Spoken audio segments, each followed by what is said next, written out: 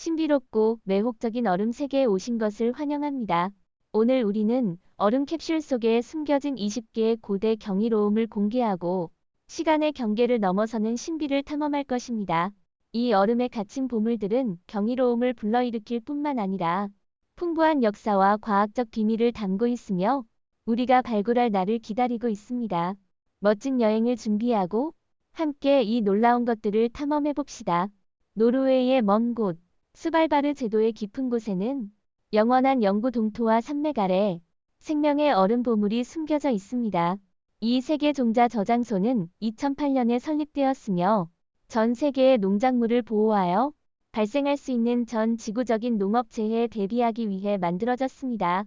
넓은 지하실에는 전 세계 6,000종 이상의 식물을 대표하는 100만 개 이상의 종자 샘플이 보관되어 있습니다. 이 종자들은 마이너스 18도에서 보관되어 장기 생존을 보장합니다. 이 종자 저장소의 목표는 생물 재난으로 인한 되돌릴 수 없는 결과를 방지하고 현재 농작물의 백업을 만드는 것입니다. 만약 자연재해가 발생하거나 기후 변화로 인해 전체 종이 사라지면 저장소의 종자들이 그 종의 재생을 도울 수 있습니다. 이는 인류의 통찰력 있는 예시로 생물 다양성을 보호하려는 우리의 약속과 미래 세대의 식량 안전을 보장하기 위한 중요한 자원을 나타냅니다. 이 차가운 감옥 속에는 수많은 작은 기포들이 존재하는데 이는 수천 년 전 지구 대기의 모습을 기록한 시간 캡슐입니다. 이러한 기포들은 남극과 그린란드에서 떠내려온 빙산의 중심부에 존재하며 지구의 기후 역사에 대한 정보 보물입니다. 각 기포 안에는 당시 얼음층에 갇힌 공기 샘플이 포함되어 있습니다. 그 성분을 분석함으로써 과학자들은 온실가스의 형성 규모를 파악할 수 있습니다.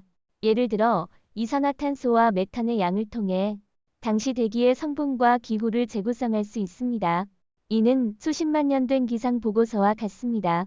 따뜻한 주기와 추운 주기를 식별함으로써 수백만 년간의 기후 변화 이론을 뒷받침할 수 있습니다. 인간이 유발한 기후 위기의 발전 예측도 제시될 수 있습니다. 남극의 보스토크 호수는 두꺼운 얼음층에 덮여 있으며 깊이가 2600피트에 달해 죽은 구역으로 여겨졌습니다. 그러나 2013년 과학자들이 얼음층을 성공적으로 뚫고 들어가 번성하는 미생물 군락을 발견했습니다. 이 미생물들은 절대적인 어둠과 극한의 추위, 고압 환경에서 생존하며 미네랄이 풍부한 암석에서 에너지를 얻습니다. 이 발견은 생명의 한계에 대한 우리의 이해를 확장시켰고 우주에서도 유사한 조건의 생명이 존재할 수 있음을 암시합니다. 보스토크 호수는 세계에서 가장 큰 빙하 아래 호수 중 하나로 1500만 년에서 2500만 년 동안 밀폐되어 있었습니다. 지구에서 가장 추운 장소에 위치하지만 위의 거대한 얼음층 압력과 지구 중심의 열로 인해 호수는 결코 얼지 않습니다. 과학자들은 호수를 완전히 탐사할 기회가 주어진다면, 특히 호수에 생물이 존재한다면 극한 환경에서 생존할 수 있는 능력을 가진 생물들이 존재할 것이라고 믿고 있습니다. 이는 외계 환경과 매우 유사합니다. 빙하는 고대 생명체, 특히 박테리아와 미생물을 수백 년에서 수백만 년 동안 보존하는 깊은 냉동고 역할을 합니다. 과학자들은 이 고대 미생물을 연구하여 지구 생물의 회복력과 적응력을 추적할 수 있으며 일부 미생물은 실험실에서 성공적으로 되살려져 화성이나 목성의 위성에 생명이 존재할 가능성에 대한 추측을 불러일으킵니다. 영구 동토에서 과학자들은 인류보다도 더 오래된 고대 바이러스를 발견했습니다. 2014년 프랑스 연구자들은 3만 년 된 좀비 바이러스를 되살려내어 얼음 속 바이러스의 활성 잠재력을 강조했습니다. 기후 변화와 빙하 융해로 인해 이러한 고대 바이러스가 현대 세계에서 다시 나타날 수 있으며 이는 인류 건강과 과학 연구의 도전이 될 수 있습니다. 따라서 보스토크 호수와 얼음 속 미생물 바이러스는 지구 생명의 귀중한 샘플일 뿐만 아니라 외계 생명을 탐구하는 데 잠재적인 단서를 제공합니다. 이러한 발견은 생명의 적응력과 진화 과정을 더 깊이 이해하는 데 도움을 주며 기후 변화가 가져올 미래의 도전에 주의를 기울이게 합니다. 과학자들은 얼음을 탐사하면서 수천 년 전의 생명 흔적과 많은 업데이트 세대, 식물 표본을 발견했습니다. 이 시기는 약 260만 년 전부터 시작되어 약 1만 2천 년 전에 끝났습니다. 2012년 러시아 과학자들은 얼음 덩어리 속에서 시베리아에서 자생하는 세밀한 잎을 가진 식물의 꽃을 발견했습니다. 이 식물은 3만 2천 년 전으로 거슬러 올라가며 영구 동토 속에서 온전하게 보존되어 있었습니다. 과학자들은 이 꽃의 세포에서 식물을 재배하는 데 성공하여 고대 식물과 현대 식물 간의 놀라운 유사성을 드러냈습니다. 이 발견은 극한 환경에서 식물의 회복력을 보여줄 뿐만 아니라 선사시대 식물에 대한 중요한 정보를 제공하고 기후 변화가 식물 진화에 미치는 영향을 밝혀줍니다. 또한 캐나다의 엘미르 섬에서 고고학자들은 300만에서 500만 년 전에 화석숲 유적을 발견했습니다. 이 숲의 생태계는 한때 번영하여 따뜻한 기후에 적합한 다양한 식물들이 자생했으며 이는 오늘날의 추운 북극과 극명한 대조를 이루며 기후 변화가 식물 세계에 미친 영향을 보여줍니다. 알래스카에 서식하는 숲 개구리도 생물학자들의 주목을 받고 있습니다. 이들은 추운 겨울 동안 완전히 얼어버리면서 활동이 둔화된 상태로 심박수가 멈추고 체내의 얼음 결정이 형성됩니다. 기온이 상승하면 이들은 해동되어 활동을 재개합니다. 이러한 능력은 체내의 고농도 포도당 덕분에 이루어지며 이는 자연적인 항동제로 작용해 몸을 보호합니다. 과학자들은 이러한 특성이 장기 이식 의학의 새로운 아이디어를 제공할 수 있다고 믿고 있습니다. 시베리아 육하길 커뮤니티에서 고고학자들은 완벽하게 보존된 초원들소의 시체를 발견했습니다. 이 표본은 시간이 멈춘 듯 보였습니다. 표본의 연조직, 털 및 내부 장기는 온전하게 보존되어 귀중한 연구 자료를 제공합니다. 이 들소는 200만에서 80만 년 전 사이에 살았으며 현대 들소보다 더 크고 강한 것으로 알려져 있습니다. 이 표본을 연구함으로써 과학자들은 해당 종의 생리적 특징과 마지막 식사를 이해하고 당시의 먹이 사슬과 생태계를 더욱 밝혀낼 수 있습니다. 동시베리아의 눈 덮인 사막에서 2015년 또 다른 중요한 해동이 일어났습니다. 한 지역 사냥꾼이 또 다른 고대 생물을 발견했는데 그것은 털로 덮인 콧불소였습니다. 이 콧불소는 발견자의 이름을 따서 사샤로 명명되었으며 3만 년 이상 된 것으로 추정됩니다. 털콧불소는 빙하기에 멸종된 종으로 두꺼운 털과 두 개의 뿔로 차가운 환경에 적응했습니다. 당시에는 무서운 야수로 알려졌습니다. 사샤의 상태는 거의 완벽하여 이 종 중 가장 잘 보존된 표본이 되었습니다. 콧불소 DNA 연구는 털콧불소의 유전학에 대한 이해를 촉진하고 현대 종들과의 관계를 구축하는 데 기여했습니다. 시베리아의 영구 동토에서 과학자들은 잘 보존된 매머드 유해를 발견했습니다. 이 유해는 유카라고 불리는 앙컷 매머드로 약 3만 9천 년 전에 살았던 것으로 추정됩니다. 2010년 이 유해는 치아 사냥꾼에 의해 발견되었으며 발견지는 나프테프의 근처입니다. 유카의 피부털, 혈액이 매우 잘 보존되어 연구에 귀중한 기회를 제공합니다. 피부는 연한 분홍색을 띠며 그녀가 사춘기였음을 보여줍니다. 몸에 있는 긁힘과 물린 자국은 그녀가 혹독한 환경에서 생존하기 위해 겪었던 고난을 암시하며 고생 물학자들은 그녀가 포식자에게 공격받았을 가능성을 제기합니다. 어린 매머드의 사망 원인은 자연적인 함정에 빠져 얼어붙어 수천 년 동안 보존되었을 것으로 추측됩니다. 매머드 외에도 네안데르탈인의 유물도 차가운 기후와 고산 빙하 속에서 보존되었습니다. 이 유물들은 돌이나 뼈로 조각된 칼과 바늘로 초기 인류 생활의 단서를 제공합니다. 네안데르탈인의 도구는 주로 유럽에서 발견되지만 이탈리아 알프스에서의 발견은 놀라운 일이었습니다. 이 도구들은 최소 4만 년 동안 얼음과 눈 속에서 보존되었습니다. 급계와 창 등의 도구는 네안데르탈인이 이전의 적응 능력과 창의성을 뛰어넘어 혹독한 고산 기후에서 생존하고 사냥할 수 있었음을 보여줍니다. 이 도구들은 인류 진화의 증거일 뿐만 아니라 조상과의 진정한 연결을 반영하며 그들이 환경과의 정교한 상호작용을 통해 어떻게 살아갔는지를 나타냅니다.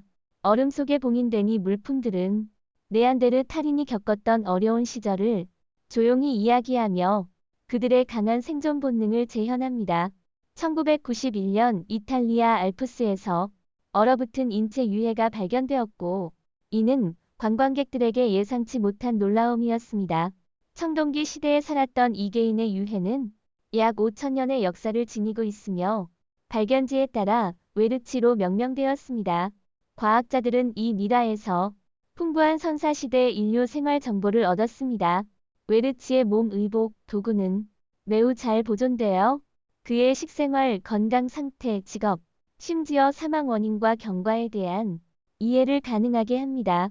그의 몸에 있는 문신은 인류 역사상 가장 오래된 것으로 이 유해는 시간 여행을 가능하게 하여 우리가 먼 과거의 도전 과제에 어떻게 맞섰는지를 상상하게 합니다. 이 모형은 눈으로 덮인 가파른 산기슭에 만들어졌으며 이 산을 오르는 것이 매우 위험한 활동임을 사람들에게 미리 인식시키기 위해 준비되지 않은 경험이 없는 사람의 참여를 금지하고 있습니다. 1993년 고고학자들은 알라이 산맥에서 놀라운 발견을 하였습니다. 그들은 한 무덤을 조사하면서 젊은 여성의 얼어붙은 유해를 찾았습니다. 그녀는 약 2300년 전 몽골 러시아 카자흐스탄 경계 지역에 살았던 파잘 문화에 속하며 거울, 나무 빗, 직물과 나무로 만든 머리 장식 등 많은 귀중한 물품과 함께 묻혔습니다. 그녀의 몸에는 복잡한 신화적 생물 문신이 새겨져 있어 그녀의 높은 사회적 지위를 보여줍니다. 이 미라를 통해 우리는 고대 파잘 문화의 모습을 이해할 수 있습니다. 1999년 안데스 산맥, 아르헨티나와 칠레 경계의 루야야코 화산 정상에서 놀라운 새 구의 미라가 발견되었습니다. 그 중에는 비라는 이름의 소녀와 다른 두 아이가 포함되어 있었습니다. 이 미라는 얼음 속에서 최소 500년 동안 보존되어 있으며 상태가 매우 양호하여 그중 한 구에는 얼어붙은 혈액까지 발견되었습니다. 소녀는 사망 당시 약 15세였으며 그녀의 의복 장신구, 개인 소품도 함께 보존되었습니다. 이는 우연한 매장이 아니라 잉카 사람들이 시행한 잔인한 제사 의식의 일환으로 추정됩니다. 존 프랭클린 경에 실패한 원정은 1845년에 시작되었으며 북극을 탐험하고 북극해를 가로지르는 북서 항로를 찾기 위한 것이었으나 비극으로 끝났습니다. 두 척의 범선인 에르부스호와 테러호는 북극 얼음층에 갇혀 129명의 선원과 함께 사라졌고, 이는 해양 탐사의 가장 신비로운 수수께끼 중 하나로 남아 있습니다. 150년 후인 2014년과 2016년에 이 두 척의 잔해가 캐나다 북극 해역에서 발견되었습니다. 이 배들은 상당히 잘 보존되어 있었으며 장비와 유물은 마치 시간 속에 얼어붙은 것처럼 보였습니다. 남겨진 물품들은 배의 마지막 순간과 선원들이 겪었던 고통을 드러냈습니다. 일부 역사적 수수께끼는 해결되었지만 여전히 많은 질문이 남아 있습니다. P-38은 제2차 세계대전 동안 미국의 단자 전투기입니다. 1942년 6대의 P-38 전투기와 2대의 B-17 폭격기가 악천후로 그린란드 빙하에 긴급 착륙한 후 버려졌으며 거의 얼음과 눈 속에 묻혀 수십 년 동안 잊혀졌습니다. 1988년 항공 애호가들로 구성된 잃어버린 분대가 이 비행기들을 찾기 시작했고, 현대 기술을 이용해 250피트 깊은 얼음 아래에 묻힌 전투기를 성공적으로 발견하였습니다.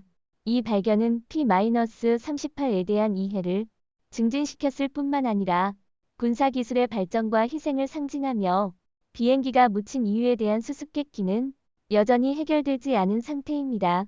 유럽에서는 제2차 세계대전의 재앙이 알프스 산맥에 깊은 흔적을 남겼습니다. 빙하가 녹으면서 병사들의 유해가 점차 드러나고 1943년 나치 중수 공장에 대한 공격 작전의 참혹함을 드러냈습니다.